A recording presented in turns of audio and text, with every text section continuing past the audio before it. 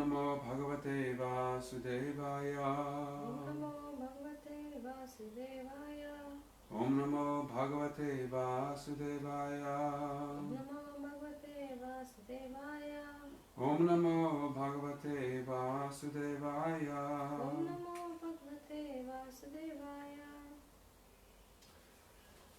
Today we are reading from the Srimad Bhagavad Gita as it is. By His Divine Grace A.C. Bhaktivedanta Swami Srila Prabhupada Ki Jai. And this is 15th chapter. 5th chapter. We heard everything opposite. But 5th chapter, sorry. Text number 16. 5:16. So this chapter is called Bhakti Yoga Action in Krishna, Karma Yoga Action in Krishna Consciousness. So basically this chapter is a combination of the 3rd and the 4th chapter. The 3rd chapter is about Karma Yoga, how to basically do your duty without attachment to the fruit, or offering the fruit to God, Krishna. And the 4th chapter is about transcendental knowledge, Jnana Yoga, how to understand how you're not the body, how you're the soul, how is God, how the connection of the two. So that's Jnana Yoga. This chapter is the 5th chapter combines those two concepts of doing our duty and being at the same time in transcendental consciousness. So it's actually it's kind of called something called Buddhi Yoga, very advanced stage of yoga. So, and this we have entitled this class Godhead is light, ignorance is darkness. And there's a further statement, therefore, wherever there is Godhead, there cannot be influence, there cannot be darkness. Basically, so when you have a sun, when the sun is present, there is no darkness. So that's the basically the whole philosophy of ours is basically summarized in this concept, or this point, that if you bring the Krishna sun into your life, chanting his name, serving him like that, when he is in your consciousness, that there is no, all your illusions, all your anxieties, all your grief, basically all your problems disappear, like we say in Icelandic, like eins og dögg fyrir sólu. Like in the morning, eins og dögg fyrir sólu. So in the morning you have the morning dew, because the sun has arisen. When the sun rises, the dew evaporates. So similar, when the Krishna sun arises in your life, in your heart, then your illusion of Maya, of identifying with your body, identifying with your external situation, it goes away. So hence all your material miseries and anxieties disappear. So that's our whole philosophy. So that's being mentioned in this verse, and so I'm going to read the Sanskrit and the translation and purport. So Sanskrit, Jnanena tu tat ajnanam yesham nashitam atmanaha tesam atitya vajnanam prakashayati tat param. Jnanena, by knowledge, tu but tat that ajnanam nescience yesham whose nashitam is destroyed, atmanaha of the living entity, tesham there, atityavat like the rising sun, jnanam knowledge, prakashayati discloses, tat param Krishna consciousness. Translation: when, however, one is enlightened with the knowledge by which nescience is destroyed, then his knowledge reveals everything, as the sun lights up everything in the daytime. So I'm going to repeat this. When, however, one is enlightened with the knowledge by which nescience is destroyed, then his knowledge reveals everything, as the sun lights up everything in the daytime. So Prabhupada's purport, and I will read it phrase by phrase, or sentence by sentence with a commentary. Those who have forgotten Krishna must certainly be bewildered, but those who are in Krishna consciousness are not bewildered at all. it is stated in the Bhagavad Gita, Sarva Jnana Plavena Jnanagnir Sarva Karmani and Nahi Jnanena Sadrisham. Knowledge is always highly esteemed. And what is that knowledge? What is that knowledge? Perfect knowledge is achieved when one surrenders unto Krishna, as it is said in the 7th chapter, 19th verse. Bahunam Janman Am Ante Jnanavan Mam Prapatyate. After passing through many, many births, when one perfectly in knowledge surrenders unto Krishna, or when one attains Krishna consciousness, then everything is revealed to him, as everything is revealed by the sun in the daytime. So this is the point that I just made in the beginning, that when you do remember Krishna, when you bring Krishna in your life, when he's fully surrendered to Krishna, then you realize everything is Krishna, everything is his energy, there's nothing separate from Krishna. So Maya is actually Krishna himself. He defines Maya in the Bhagavatam. So one of the key Srimad Bhagavatam, which is the basically the graduate study of the Bhagavad Gita, is the Srimad Bhagavatam. So illusion is only defined in very simply by Krishna, by saying that which appears to have no connection to me, that is my illusory potency. So that which seems to have no connection with God, that is Maya. So everything really is connected to Krishna. Everything can be used in Krishna's service. Anything.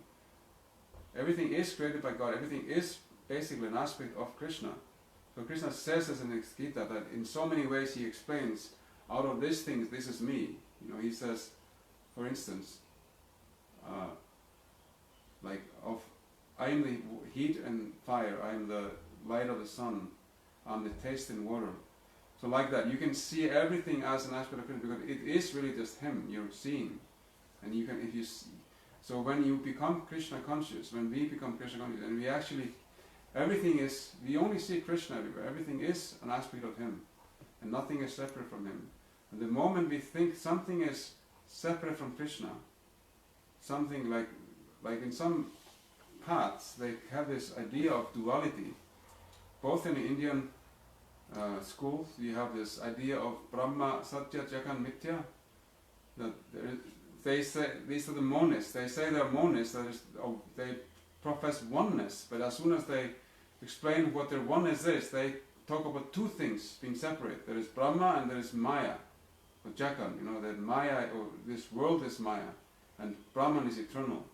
So then you make two things. You started to find fault. And in some other religions, there are some religions who say that there's a God, and then there's a devil, and the devil is kind of this, almost like this free agent, or what do you call it? Like a free agent in science, something like an X factor, or like something that's a free agent, something that just you cannot predict what it's going to do. It's not within the control. It's kind of, there's God, I'm trying to do God, but then there's this thing that just is not, it's just doing its own thing, and I have to be careful of that. So therefore we are, that is the devil and this is God. No, that's not really Krishna consciousness. Krishna consciousness is that everything is Krishna and everything is an aspect of Krishna. But as soon as you take Krishna, something out of context with Krishna, that's when it becomes Maya. So the Maya is just our own attachment to something. So we become so attached to something, and we want to take it out of. We want to disconnect to Krishna and connect it to us only. So that's really what Maya is. So even Krishna talks about sex life in the Bhagavad Gita. He says that sex life, which is not contrary to religious principles, that is me. So dharma avirutta bhuteshu kamoshmi bharatashrabha. So that is Krishna. So Krishna has created even that thing. That sex life is also a creation of Krishna. And when you take that sex life and you use it only for dharmic purposes in connection with Krishna's plan, that is him also. So there is no, in other words, if you can connect sex life with Krishna completely in a service like that, then what else can you not connect with him? Because that's the thing that people have the most difficulty with in this world. The biggest attachment is usually sex life. So if that sex life can be used fully in Krishna service, then what else is there that you cannot connect to Krishna? Your biggest attachment, your biggest illusion usually, the thing you reach, you tend to completely separate from God as much as you can. You know, if you can take that and connect to Krishna, then what else is there? What else is difficult? So nothing is difficult. So I will continue the purport. After passing through many births, when one is perfect in knowledge, surrenders unto Krishna, or when one attains Krishna consciousness, then everything is revealed to him, as everything is revealed by the sun in the daytime. The living entity is bewildered in so many ways. For instance, when he unceremoniously thinks himself God, he actually falls into the last snare of nescience. If a living entity is God, then how can he become bewildered by nescience? So we were just talking about this Jagan Mitya. So how, if there is Brahma and then Mitya, nescience that you can be bewildered by, then how is God God if he is bewildered by ignorance? If ignorance is separate from him. So just this point Prabhupada is making. So if you say I'm God, but I am in Maya, so you're saying Maya and these nescience and God are like two different things, and one can overwhelm the other. So then you're saying nescience is God, like that. Does God become bewildered by nescience? If so, then nescience or Satan, we were just talking about Satan, is greater than God. Real knowledge can be obtained from a person who is in perfect Krishna consciousness. So this is very important. So if you want to become Krishna conscious, you need to find someone who is a perfect example of Krishna consciousness. You have to understand how it works. If you see how it works, if someone is giving you a lesson and you don't understand the lesson, you have someone to show you, now this is how it's done. You do like this. You see in a practical if you see how something works in front of you, then you can also understand how to do it yourself. So if you see someone who is Krishna conscious, if you meet someone who is an example of Krishna consciousness, like in our movement we have our Srila Prabhupada. So if you want to understand what is Krishna consciousness, you just study his character, his life, his characteristics. And of course you can study the previous acharyas, you can study the current acharyas. Anyone today who is following in the same lineage, who is well situated in Krishna consciousness. You just study their character, their life, their activities, then you can understand what is Krishna consciousness. Yeah, the boy. No, almost. Therefore, one has to seek out such a bona fide spiritual master and under him learn what Krishna consciousness is. For Krishna consciousness will certainly drive away all nescience as the sun drives away darkness. Even though a person may be in full knowledge that he is not this body, but is transcendental to the body, he still may not be able to discriminate between the soul and the supersoul. However, he can know everything well if he cares to take shelter of the perfect, bona fide Krishna conscious spiritual master. One can know God and one's relationship with God only when one actually meets a representative of God. So this is the point, that if you want to understand the distinction between yourself, the body, and God, you need a guru who distinguishes the two, because one has a tendency to confuse these three things. Either one is the body, or one is God, or combination of the two, like that.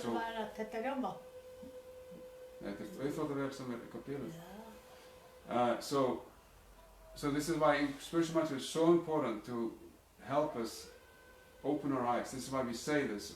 I offer my obeisances to my Guru, who opens my eyes that are covered with ignorance, that are blinded by ignorance, blinded by the disease of Maya, by the disease of ignorance. So very, very important. A representative of God never claims that he is God, although he is paid all respect, ordinarily paid to God, because he has knowledge of God. One has to learn the distinction between God and the living entity. Lord Krishna therefore states in the 2nd chapter, 12th verse, that every living being is individual, and that the Lord is also individual. They were all individual in the past, they are all individuals at present, and they will continue to be individuals in the future, even after liberation. At night we see everything as one in the darkness, but in the day, when the sun is up, we see everything in its real identity. Identity with individuality in spiritual life is real knowledge. So identity with individuality in spiritual life is real knowledge. So real knowledge means to understand yourself as a spiritual person, eternal spiritual person. So that's the whole point, that's the whole end of knowledge. So the first statement Krishna makes in the 12th chapter, so in the second chapter, so Krishna, in the second chapter, the first lesson he is teaching is the distinction between the soul and the body. There's something called the eternal soul and there's something called the body that is temporary. And the very first statement Krishna makes about the soul, any kind of statement he makes, the first statement is the 12th verse of this second chapter.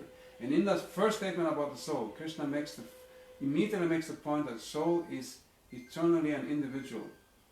It was always individual in the past, it is individual at the present, it's individual in the future. So he says to Arjuna,